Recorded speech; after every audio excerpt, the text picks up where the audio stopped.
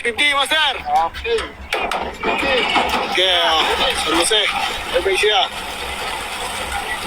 Ito natin.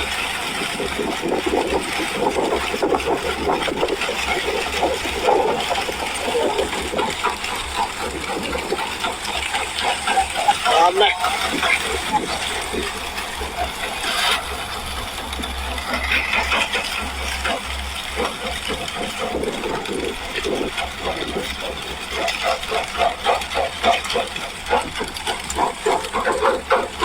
Yun, good morning mga utol, welcome back dito sa loop natin. So ngayong araw ay mag-aabang tayo ng mga pang NDR natin para sa third club training nila. So ang release point ay San Jose Nueva Ecija. Ayan, bali kinarga ulit natin yung 12 ibon natin sa BFRC kagabi. At ayan, pinawalan yung mga ibon sa release point kaninang 650. Ang distance ng San Jose dito sa loop ko ay 95 km. So ang oras ng pawian sa speed na 1 to ano, 8:06 ang oras natin ngayon 7:59 na. Meron na lang 7 minuto bago magparating sa speed na 1 to. So kaya ayan, nandito na tayo sa loop at mag-aabang-abang na rin tayo ng mga ibon natin. So yung panahon makulimlim, maulap. So ganun din sa gawing norte pero na-release na yung mga ibon yung araw. Ayan, wala, hindi sumisikat yung araw, makulimlim. So, mukhang medyo pahirapan tong training na to. Pero ayun, na-release na yung mga ibon kaya ayan, may mag-aabang na tayo. Ayan, abang tayo. Ang oras natin eksakto 8:06, 1:2 ang speed dito sa atin. Pero nag-check ako ng clocking, nasa 11 plus lang yung top speed ng first clocker. Ayan, mukhang walang magwa 12. Ewan lang natin sa mga sa mga bandang likod kung may magwa 12 sa kanila. Ayan, pero dito sa atin 12 na lang ang speed niyan. Ayan, halos na nga 1190 plus na lang yan. So ayan, 1190 plus na lang yan kasi 806 na. 807 na. Ayan, abang-abang tayo. Dosing ibon na abangan natin. Makulimlim pa rin, ala pa rin ulap. Ala pa rin ulap pati. Ala pa rin araw. So sana lang lumusot yung mga ibon. Ayan mga utol, 8 na. Ang daming dumadaan pero wala pa rin tayo ni isang ibon. Wala man lang umano sa mga ibon natin sumabay doon sa mga grupong dumaan Ayan, mukhang talaga yung mga ibon natin, di pa masyadong nakakapag-adjust sa training. Ayan, may isa bumaklas. Ewan ko kung sa atin to. Ayan sa atin na to, bumaklas, tama. Ayan, dalawa. Ayan isa, dalawa. Ayan, galing sa likod yung isa, sa isa naman bumaklas. Sa atin na to. Ay, 8-10, dalawa.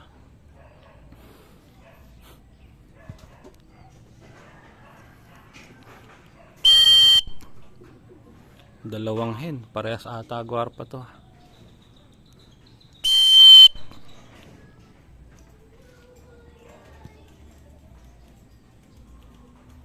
BBC yung isa, tas yung isa gwarpa. Ito atay gwarpa. Ito yung Barako, ito atay na-late ko nung nakaraan. Ayan, first bird bumaba na. Doon bumaba sa bubong. Kabila ay nalipad pa. Ayan, 3 na sila. Ayun. Ayan, tama, ito yung na-late ko nung nakaraan. Hindi pala, kala ko ito yung na-late. Ayan, 3 hen yung first bird. Ito pa 1, 2, dalawa. Yung isa hindi sa akin, brown Ayan, first 3 birds natin. Eri pa dalawa. May kasamang isang brown. Hindi rin akin yung blue bar. Wala akong ganung blue bar. Ayan, fourth bird. Ayun blue bar, young bird. Tas mayroon pa isang brown kasama din. Ayan, fourth bird. Ayun dalawa. Isang blue bar, isang brown. Di sa akin yun. Ayan, 4 na.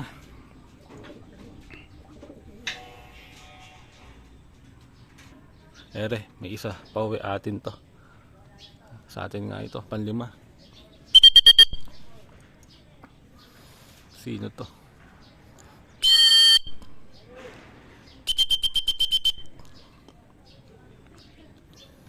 Fifth bird. Ito ata yung ano natin, yung last bird ata nung nakaraang training. Hindi. Anak ni Makbulit.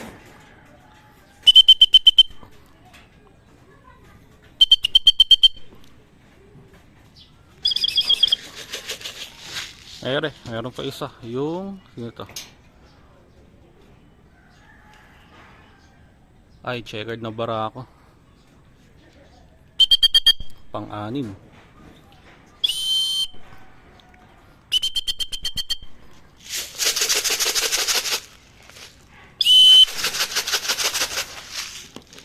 Ayan, pang 6 bird natin.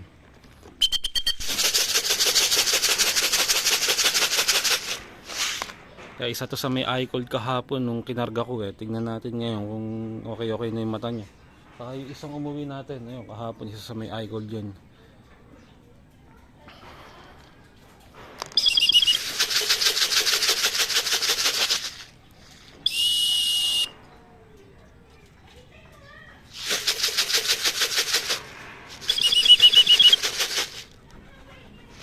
Ayaw mo magsibaba. Ito pa, blue bar natin, first bird natin nung nakaraan training. Pang-8. Pang-8 nga ba? Pang-7. Tama, pang-7.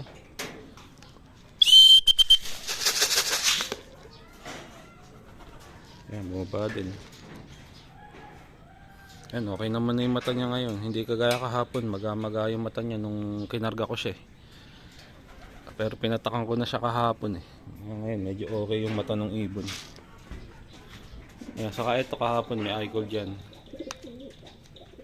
Dilim. Okay naman siya ngayon. Ayan yung mata niya na medyo maga kahapon eh. Ay, pambuha pa nitong isa na to.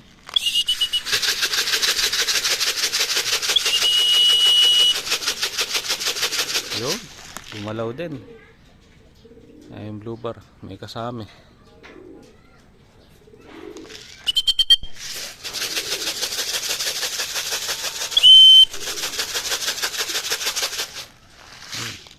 Pati hanggang pagbaba kasama yung kasabay.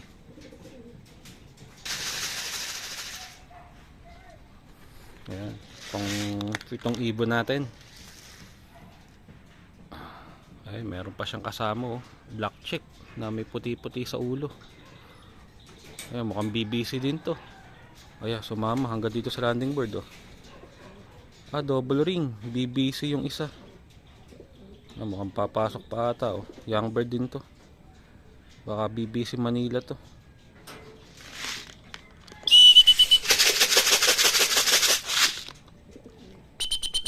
Maganda yung ibon no.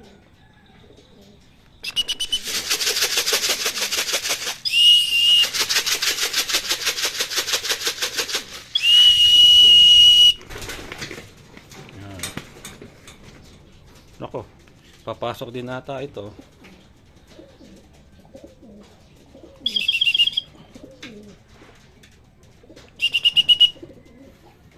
Kaya lang natin siya pumasok para mapainom natin yung tubig. Mapainom natin yung tubig. Mapainom natin ng tubig yung ibon. Ito, pang 8 ibon natin, si Slate. 4 na lang. Yan, si Slate. Ito pa relock visitor natin, oh. Hindi pa rin umaalis. Kahanap siya ng tubig. Ayan. 8 bird, si Slate.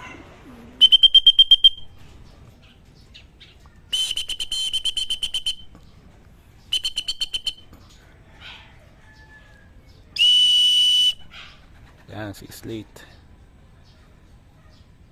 Ayan, nakita ko na yung singsing niya. BBC Laguna pala yung ring niya. Malayo pa yung uwian nere, Laguna pa. Nandito pa lang siya sa Bulacan. Nasa halos ang oras na liparan pa yung mula dito sa Bulacan to Laguna. Ayan. So, hulihin na natin to kasi malayo pa yung ano niya, liliparin niya para yung ibon makapagpahinga. Tapos pagganda ng panahon, saka natin siya pawalan para mas malaki yung chance na makauwi siya sa tunay na amo niya. Pero ayun, hindi na natin hinuli kung saan nang pumasok.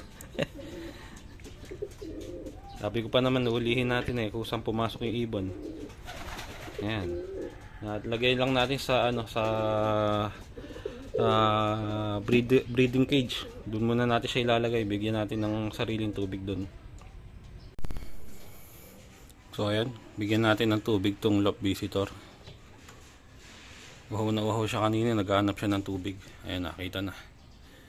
Ayan, tamang-tama. May may electrolyte, saka amino acid, saka antibiotic yung tubig. Kung mukhang may alcohol din yung ibon Tamang-tama para sa kanya yan. Kaso tinikman lang, mukhang hindi sanay sa ganyan tubig yung ibon na to Ayun Hindi siya sanay sa tubig na may timpla. Tinitikman-tikman lang iinumin din niya yan. Wala man siya magagawa. Wala siya ibang tubig kundi yan. So ayan mga utol, nagpakain na tayo ng mga ibon natin. Ang oras natin ay 9:30 na. Wala pa rin yung tatlo natin. So di na natin inintay. So late na nang gusto yung tatlong ibon natin. Mukhang na-overshoot na naman yung tatlo natin na yon. So masama pa naman yung panahon ngayon, makulimlim. So hanggang ngayon nga di pa rin umaaraw, mas lalong kumulimlim. Ayan, lalo sa gawing south. So kung na-overshoot na sa south yung mga ibon natin, malamang inabutan na sila ng ulan doon at nakadapo na yung mga ibon natin na yun. So sana lang makumpleto pa tayo, umuwi pa sana yung tatlo natin na yon kahit mamaya or hanggang bukas. So ayan, mukhang hindi pa nga talaga masyadong nakakapag-adjust yung mga ibon kasi na-overshoot pa sila, nabibitbit pa yung mga ibon natin.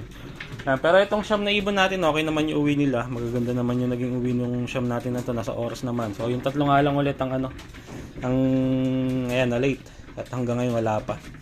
So ayun, at hanggang dito na lang din yung video natin mga utol. Balitaan ko na lang kayo kung uwi yung tatlong ibon natin. Maraming salamat sa panonood.